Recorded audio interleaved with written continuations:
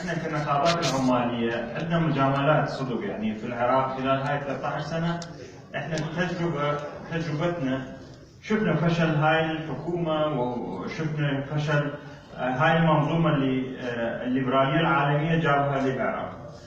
هاي المجاملات ما يفيدنا صدق. العمال ما يقبلون منا احنا نقعد في هاي المكان الجو الدافئ، واحنا شفنا خلال هاي المناقشات كم مره طفت الكهرباء. يعني هذا استثمار في العراق، واحنا في اي مكان في العراق نشوف اذا الطبقه العامله ما يدخل بهذا الوضع راح احنا نمشي وراء ظل الاعوج. احنا نريد يعني ما اعرف شلون اعرفها ايه، بس المشكله احنا ما نقدر على هذا الظل نمشي وراها واحنا نريد هذا افقنا. انا اشوف اللي احنا تطرقنا الى مشكله العمال شلون يتداخلون. هسه حكومه ياخذ الديون من البنك الدولي والعالم، المن ينطيها؟ مره اخرى هاي الاحداث هاي الحكومه هذه اللي جربناها خلال 13 ينطيها نفس المنظومه وياخذون مره اخرى دين اخر، والعراق رهن هاي الديون. انا اشوف احنا لازم يكون عندنا فكره هاي الديون ليش ما نعطيها للعمال نفسهم يمشون هاي المعامل، هم يسيطرون عليها مثل ما سووها في امريكا اللاتينيه خلال يوم واحد اللي احنا نحكي بيها 25 سنه هم سووها.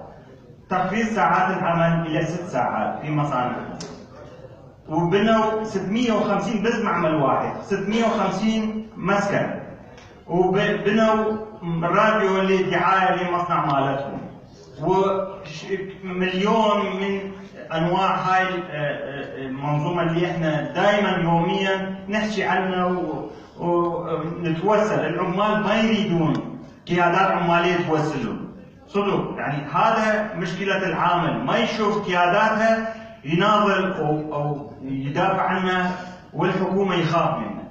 هذا فراغ من كردستان الى فاضل. هل احنا صدق هاي القيادات العماليه، او احنا بدينا مره اخرى والمؤتمرات الجايه راح نشوف هيجي اشكال من المجاملات وتشريفات وهاي الاشياء. انا اشوف اذا هاي القيادات العماليه ويا القاعده ما عندها استراتيجيه كيف يخلص المجتمع والطبقه العامله من هذا المأساة، احنا بلاش نحكي في هاي المؤتمرات. وعندنا مليون امثله من كردستان كيف نشوف هاي الاحزاب الحاكمه شلون ماخذين هاي الابار النفط، والدول الخليج نفس الشيء، وعندنا امثله كثيره.